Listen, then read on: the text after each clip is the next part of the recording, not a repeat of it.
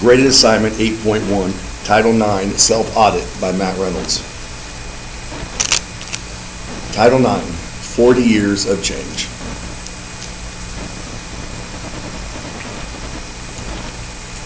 History and continuing practice of women's athletics program expansion. Title IX compliance. The federal statute was signed into law by President Nixon in 1972 and states, "No person in the United States shall, on the basis of sex, be excluded from participation in, be denied the benefits of, or be subjected to discrimination under any education program or activity receiving federal financial assistance." Title IX does not require quotas. According to the National Women's Law Center, a common myth is that the legislation requires quotas. Rather, Title IX simply requires schools to provide equal opportunities for participation. Title IX does not lack public support. While the regulations have some loud opposition, the general public is in fact supportive of Title IX. The Women's Sports Foundation reported that 82% of voters support the legislation across all political parties. Title IX does not demand the same sports for both genders. While athletic opportunities do need to be proportional to the gender split at your school, the exact same sports do not need to be provided for both genders. Title IX does not force schools to cut men's programs. Some people associate Title IX with cuts to men's sports, particularly programs like gymnastics and wrestling. However, there are options available for administrators. Title IX does not require cuts to programs for either gender, even if the same sport is not available to the other gender. Title IX does not only apply to athletics. When you're determining your high school abides by Title IX regulations, don't stop with your sports programs. The purpose of the regulations are to protect against gender discrimination in any federally funded academic program. If you see problems in areas outside of your prep athletics, don't hesitate to speak up.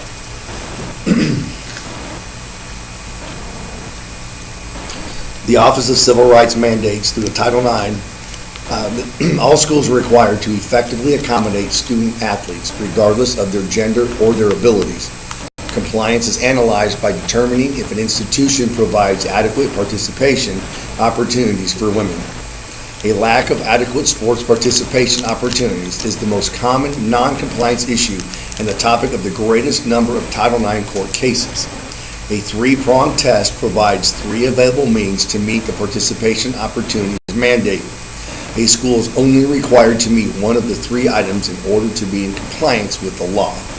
Since nearly all educational institutions receive federal government financial support, they are required to comply with the requirements of Title IX. Myth: Title IX's three-part test imposes a strict quota. The three-part test imposes no numerical requirement even remotely analogous to quotas. A three-part test, participation opportunities, determines if institutions provide female and male students with equal athletic opportunities. In order to comply, institutions must pass one of these three tests.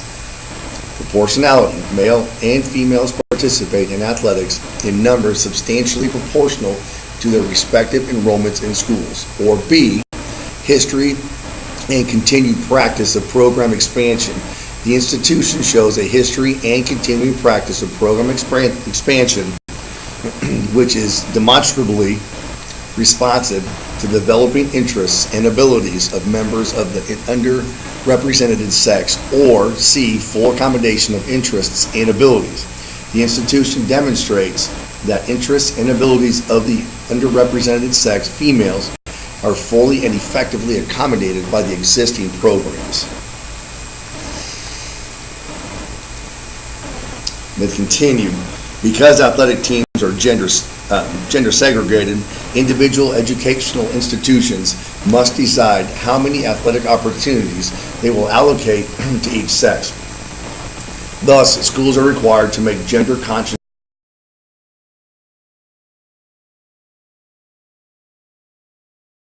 test is merely a measurement, a benchmark for determining whether the schools distribute sex-segregated athletic participation opportunities fairly. Courts have repeatedly recognized that the three-part test in no way creates quotas.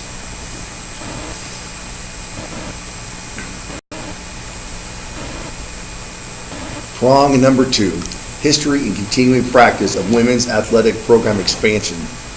Why a school can still be considered compliant even if prong 1 is not met. Factors that the OCR, which is the Office of Civil Rights, will consider when making their determination.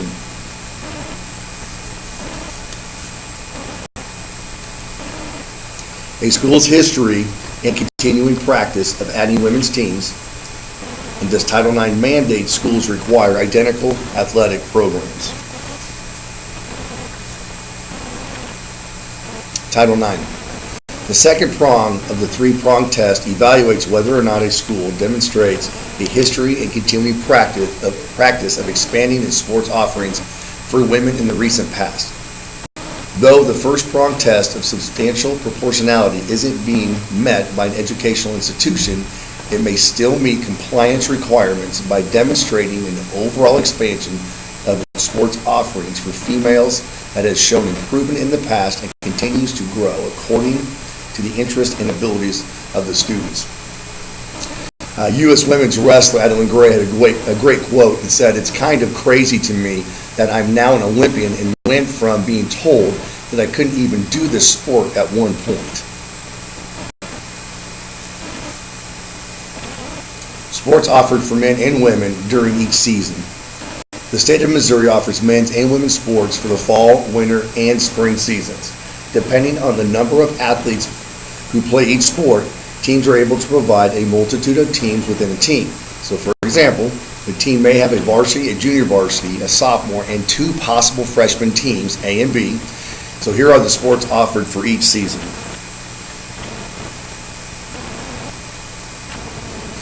In the fall, men have 4 teams to choose from. They can play football, soccer, swimming, or cross country. Women have 5: softball, tennis, volleyball, golf, and also cross country.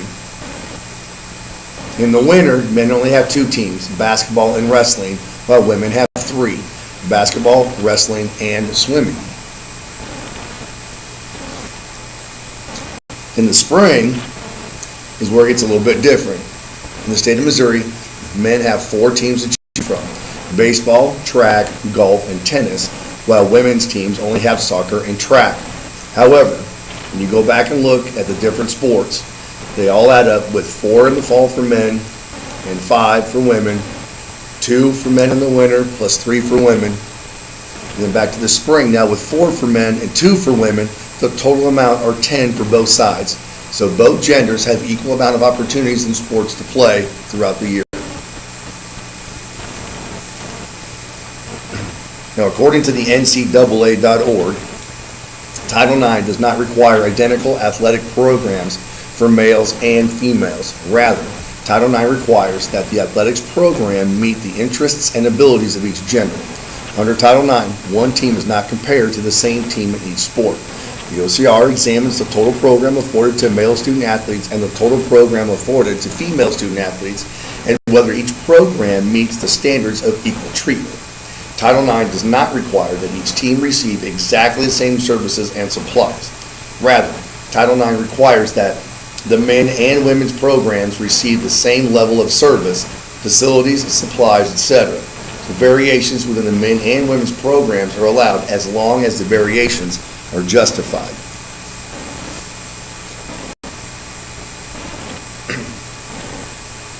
The OCR uses the acronym PLAIN FAIR to evaluate compliance of 11 categories of benefits, reflecting the quality of the sports offerings at a school. First one, protective athletic equipment, uniforms, and athletic supplies. 2, locker room and practice competition facilities. 3, allocation of travel, transportation, per diem, and benefits. The next one, years of experience, compensation, and quality of coaches, followed by institutional housing and dining facilities and services, also nature of publicity, marketing, and media services, game and practice times and scheduling, facilities for and access to athletic training and medical services, academic tutoring, services for student athletes, institutional support services for athletic programs, and the last one, recruiting resources provided to athletic programs. There are many factors the Office of Civil Rights take into consideration when evaluating a school program with the second prong of the test.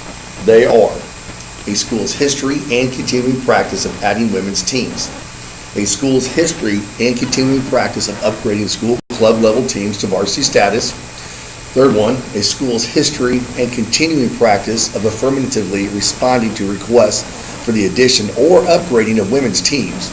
And the fourth one, a school's history and continuing practice of monitoring the developing interests of women by conducting surveys or reviewing other idiocies such as the growth of club and intramural sports, community sports programs, and local, state, and national trends in women's sports.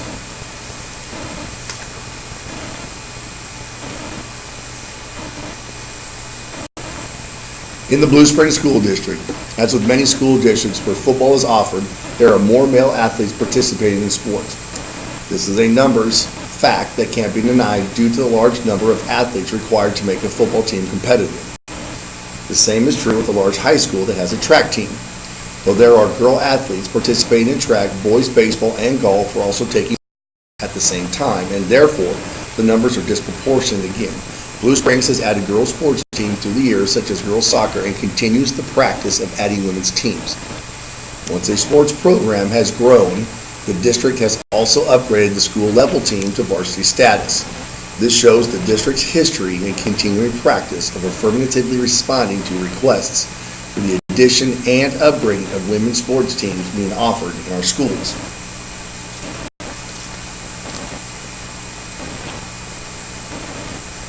It is also the continuing practice of the school district to monitor the interests of our female students in order to affect changes that are on the track with program growth and national trends in women's sports. Though many schools have limited options to expand their sports offerings since great strides towards this were made in earlier decades, the Blue Springs School District still makes great effort to meet gender equity and compliance required by Title IX. Though the expansion of sports programs may not have happened as recently as the previous 3 years, the individual schools and district as a whole would expect to meet the substantial proportionality prong of the three-prong test if necessary. Currently, the state of Missouri has an issue with an inequitable number of sports during each season. Though there have been possibilities suggested such as moving certain sports from one season to another, an adequate solution has not been decided upon at this time. The possibility of changing seasons raises the issue that once you move certain sports the other times in the year, it will negatively affect the participation numbers in other sports whose seasons take place at the same time.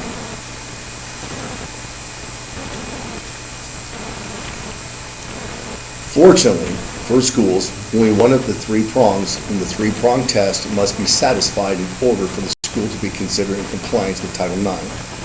Though the first test, substantial proportionality, would seem to be the mandate's easiest to meet, any school that has a large football program makes this test difficult.